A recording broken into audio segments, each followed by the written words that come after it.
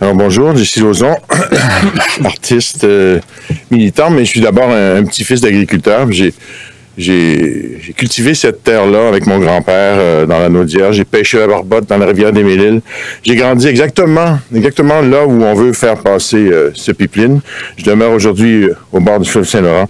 Je salue Mme Crevier d'avoir initié cette pétition et j'espère sincèrement qu'on va atteindre l'objectif qu'on vient de dénoncer.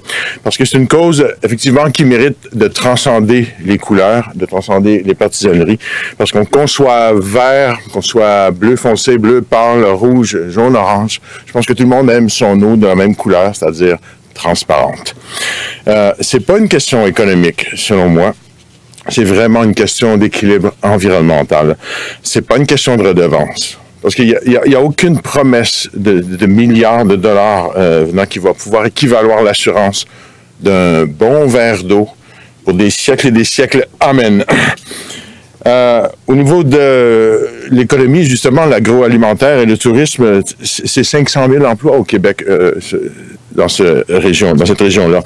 C'est 10 fois plus que le secteur pétrolier. Alors, un bris d'oléoduc, et Dieu sait qu'il y en a, on a seulement qu'à aller voir Oil Spills sur Internet pour voir le nombre incalculable d'accidents souvent mortels liés au développement du pétrole via les pipelines. Alors, un seul bris d'oléoduc pourrait mettre tout ça à risque.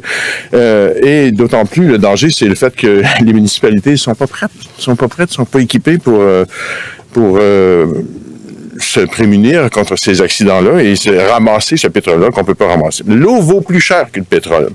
Un litre d'eau coûte 3 $. Je l'ai payé hier au dépanneur 3 $, puis un litre de pétrole est 1 $. L'eau vaut vraiment beaucoup plus cher et on en gaspille de façon éhontée pour produire ce pétrole-là. C'est quoi? C'est 2,5 barils d'eau pour un baril de pétrole.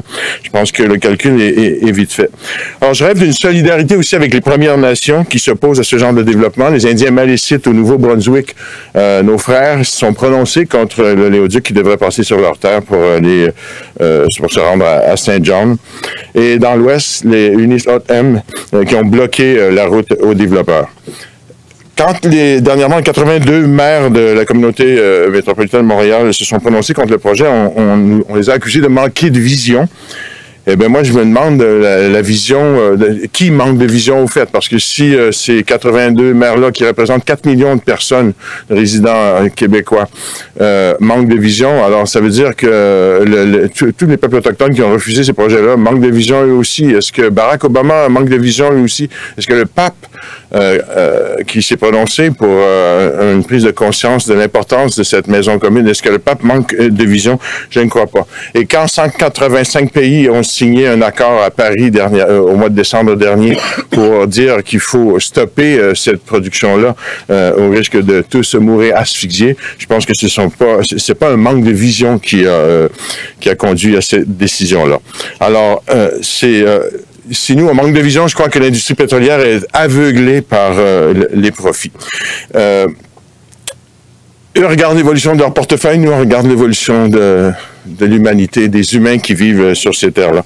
Alors, je crois qu'il faut appuyer cette pétition déposée là par Mme Crevier.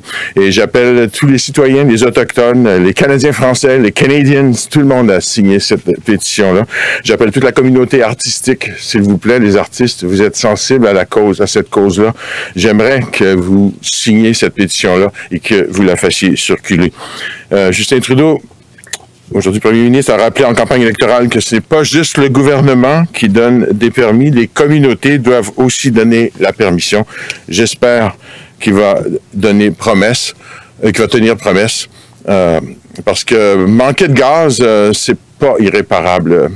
Manquer d'argent, ça se répare, mais manquer d'eau, c'est mortel.